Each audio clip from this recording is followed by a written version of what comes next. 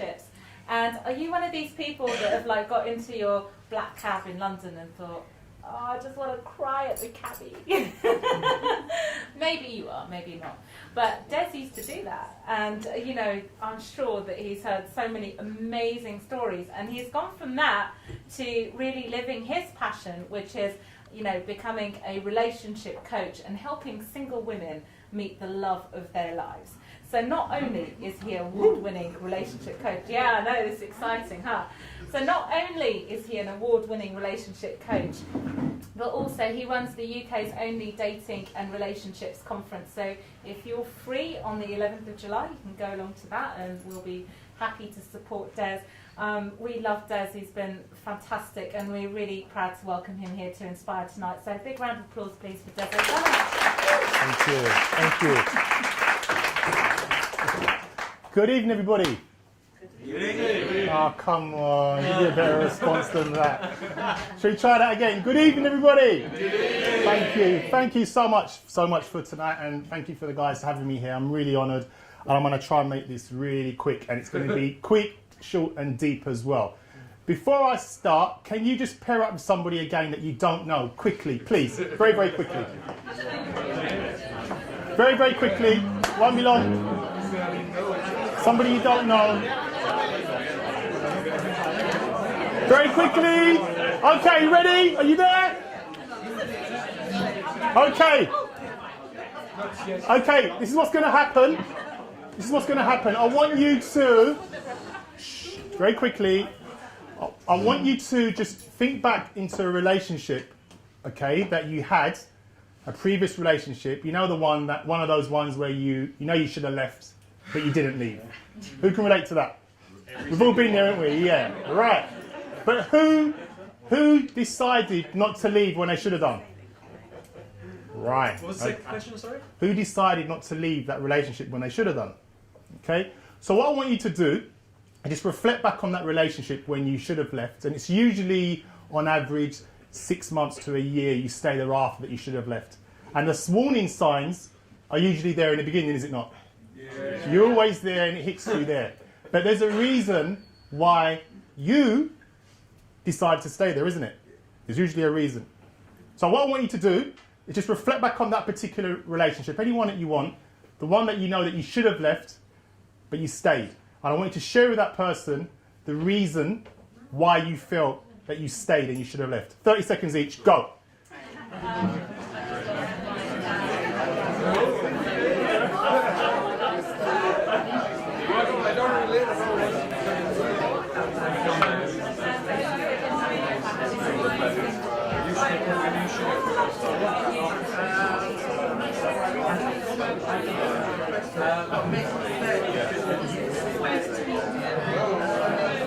In a certain way, yeah, someone that's good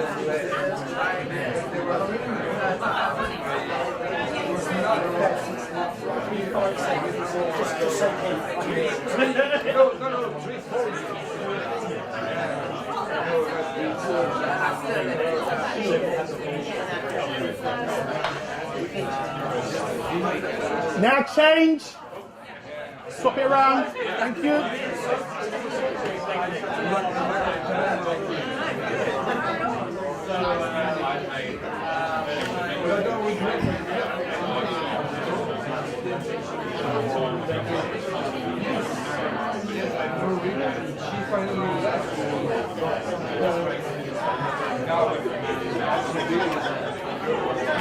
I'm very good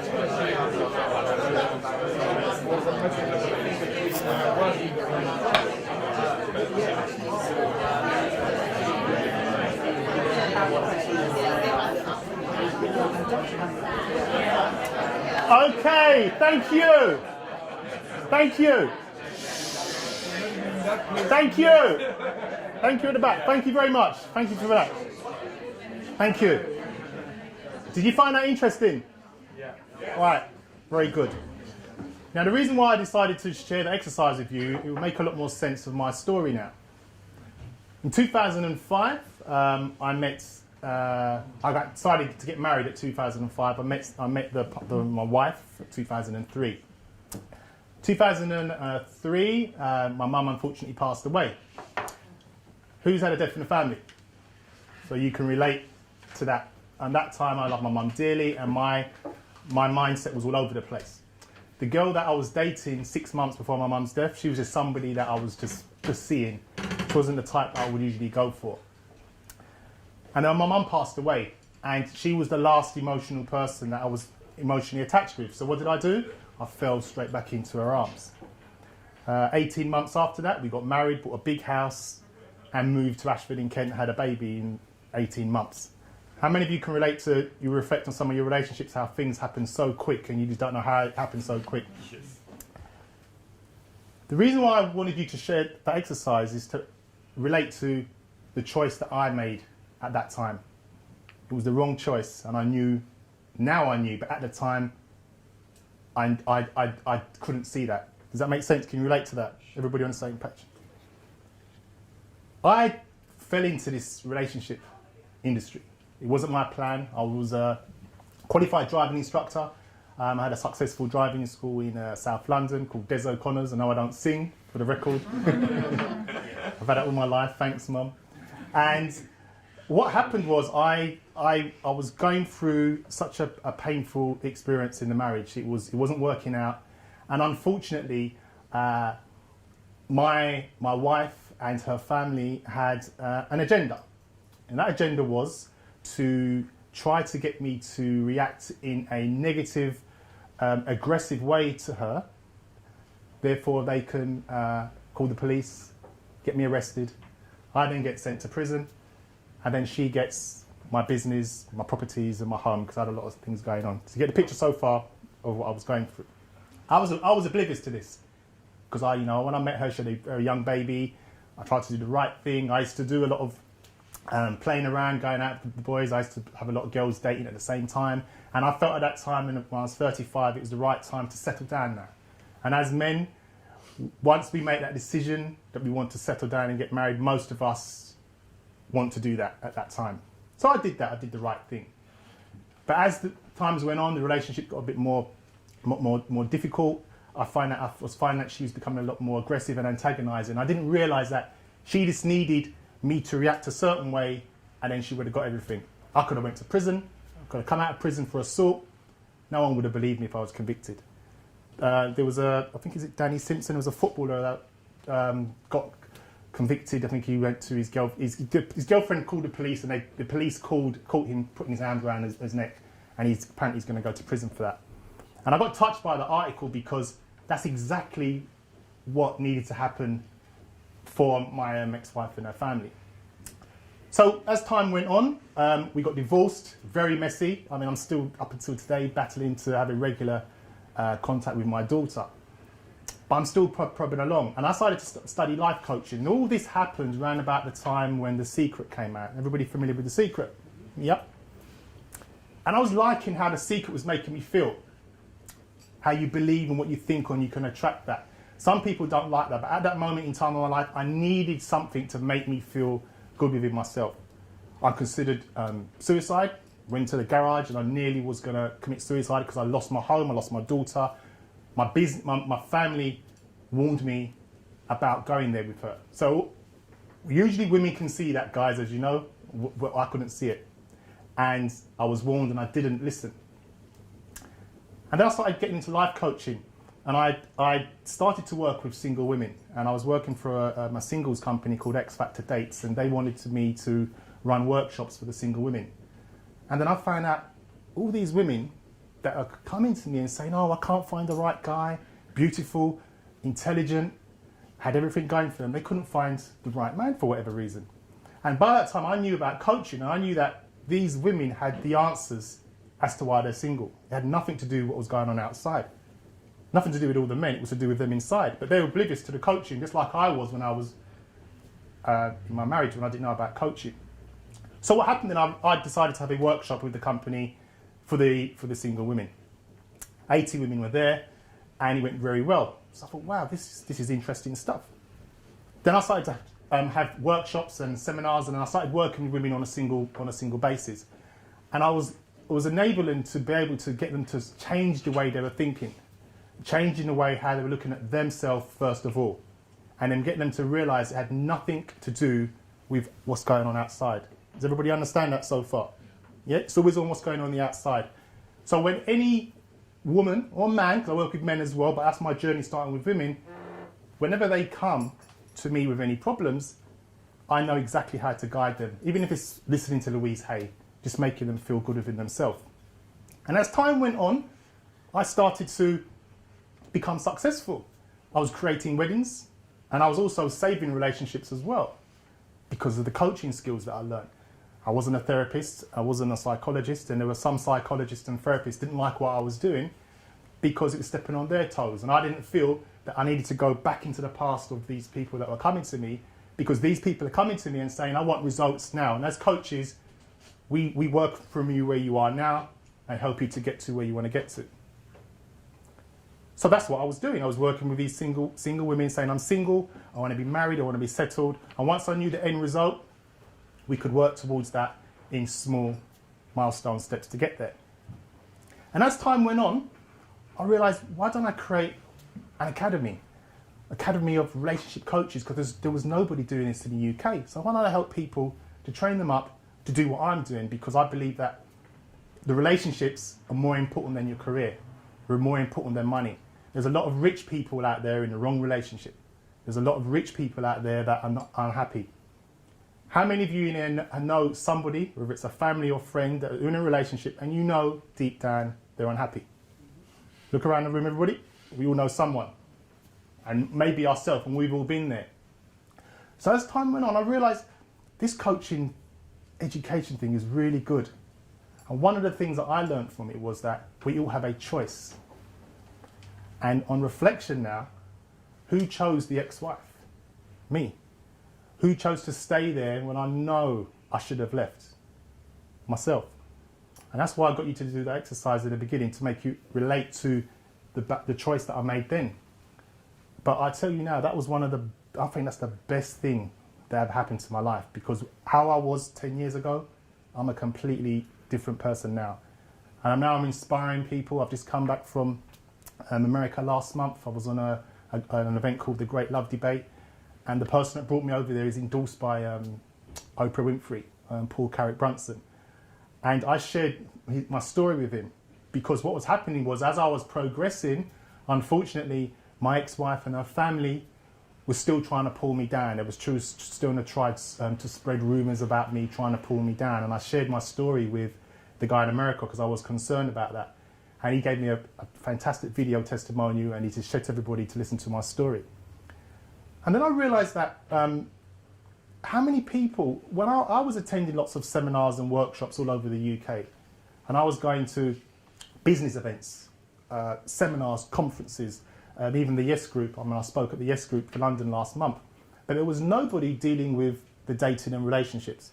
And it was quite interesting that we all agree, most people agree, that the relationship is the most important part of our life. Then why is there not any dating and relationship conferences where people can go there and be inspired, educated about relationships and dating? So the more I was doing his research, there was nobody doing it. So I decided to launch dating and relationship conferences last March, and 80 people turned up. And what was ironic about that was there was a lot of men there at that event, and usually a lot of men get a lot of slack for not going to these kind of relationship events, because we have our ego, and I suppose as there's more women to men, and some men feel that they can go to a bar or a club or pick up whoever they want. But these events were for people that want to educate themselves, find out why they keep finding and attracting the wrong partner. And there was couples there as well that were able to connect more and take the relationship to the next level. So I got some of the top speakers in the UK to come along and provide value to the people that want to learn about themselves first of all, as opposed to the outside world. And then one thing I realized when I went to America, I asked all the speakers that were with me at these two events that I was speaking at, is there any dating and relationship conferences in the US? And there's nobody doing it. And then I thought, what about Australia? Nobody's doing it. Singapore, nobody's doing it. And since I've come back from America, over the last 2 months, I've connected with over 200 coaches in the matchmaking, life coaching, relationship coaching, therapists, everything to do with relationship industry. and they've all are interested in being part of the dating and relationship conferences, and they want them in their country. And then I just realised this message needs to go out there to everybody that wants to know about relationships. And when I change somebody's life, when I help a single woman that's single, is a professional, and her biological clock might be ticking, and she wants that right man in her life, and I help her achieve that. I've been to loads of weddings. I mean, the last wedding I was at 6 months ago, I was the only person allowed to make a speech at that wedding. And the woman that came to me, she was a school teacher, mid-30s, and she's under pressure because she was the only one in her family that didn't have any children, and she was under pressure. And she just changed 2 or 3 things of how she looked at herself, let go of the past of her previous relationships, wipe the slate clean, and moving forward. And every day I was giving her tasks to do to keep working on herself, because she had all the answers. When she understood, she had all the answers as to why she was finding attracting the wrong partner. She found her husband. He proposed to her after 6 months, and she's happily married now, and I think she might be even pregnant now. But I don't just work with the women. That's how I started out. And I find working with women a lot more easier than the men, because they listen a lot more. And I'm obviously saying that to get some clients, but no, they listen a lot more, and there's no ego with the men. I'm not a pick-up artist. I do work with some men, but I'm more authentic and real. And I believe in, we all have stuff, we all have issues, and that's why I asked you to look at that exercise and look back at, why did you stay in that relationship when you should have left? You have all the answers to that. And when I used to run workshops and seminars, so many women were inspired. There were some questions where that was never asked. For example, I'll ask you another question. If I was to interview your ex-partner, everybody in the room, what would they say they disliked about you? Turn to the person next to you and tell me what they would say. 30 seconds, go! Yeah, okay, cool. You could.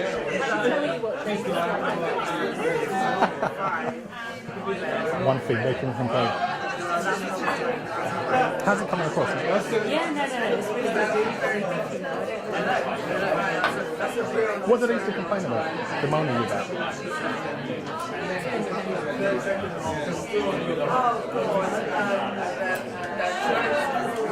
The other one I said, he just found it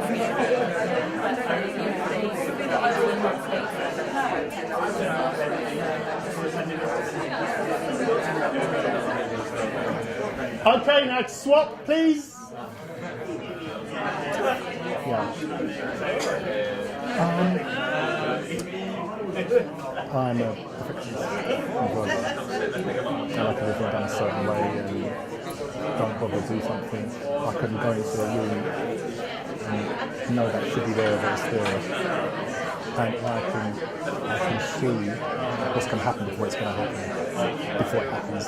And used to drive me crazy. I told you, don't do that, don't do that. So I needed to let them take a step back and let them make their own mistakes and go from that. But I'm aware of that. Yeah, it's good. Cool, thank you. How long? Am I? Okay.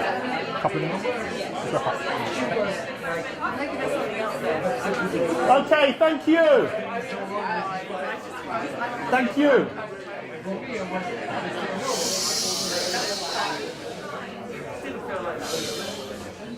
Thank you. Now, was that interesting? Yeah. Yes. I always ask that question because I only got about a minute to go, but I've given you 2 exercises to reflect on that, and some of you may realise actually I didn't actually know that, or I wasn't aware of that. But why you chose who you chose, why you stayed in a relationship when you should have left, and what your ex-partner would say. The reason why we usually stay in a relationship that we should have left, what we do is we minimise the importance of that problem. So if it's a big problem like that, what we do is, if we look at it as that all the time, most probably would have left. But it's easier to minimise it and say, hey, it's not that much of a problem, and then you stay in it and you stay in it. And it's only when you reflect back, you look back and you think, I should have left. But learn from that, because when that sign's going to come back for those of you who are single in the future, use it as a positive sign to say that. And as the gentleman said earlier on, it was fear. scared of, you know, I didn't go because I was married. I know I should have left. I had a baby daughter. I had a 1-year-old daughter. I didn't want to leave. Didn't want to be a failure. You know, I'm married, big wedding, all the money, what people are going to think. And that's me being honest with myself. And I knew deep down that I should have left. But if I left, I was thinking, if I left, will I tell my daughter when I'm growing up older now? And it's the best thing that I ever did now. I won an award, Relationship Coach of the Year. And I'm touring America, I'm inspiring people, I'm creating an opportunity for people to come and to understand about themselves. And the last thing I would say is focus on what you want and be true to yourself. I always say that to my clients, look in that mirror and listen to that inner voice that's telling you what's right and also what's wrong. Thank you very much. Thank you. So how can everybody connect with you? You can connect with me at desoconnor.com. Yes, that's the website. And You were lucky to get it, you know. I know, I was lucky to get that. Yeah. I've got some flyers in for my next event. It's on Saturday, July the 11th. There's going to be 7 speakers: Marina Pearson, Graham Price, Jill Roberts, Laura Gubb, Elliot Kay and Nikki V. We're having it on Saturday, And July. do you know what's really cool about these speakers? So Nikki V, Elliot Kay and Marina Pearson have all taken our stage They're before. all on our YouTube channel. They're Wow. on our YouTube channel. So they're all super awesome. Brilliant. So Thank you. Come along. Way to steal his thunder. Oh, I'm sorry. And just in case you're wondering what my ex-partner said about me, that's just it. What do you think she said? Any idea? That's right. Missing, was not too independent, was it? A little bit. Little bit, never Yeah, mind. why don't you spend more time with me? Yeah, busy. Oh well, never mind.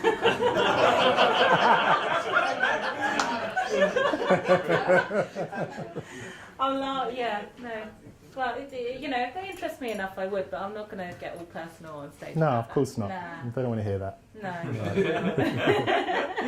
Anyway, go to Des's thing on July 11th. It'll be an awesome day. Yeah. Thank you, Des. Thank you. Thank you very much. Thank you. Thank you.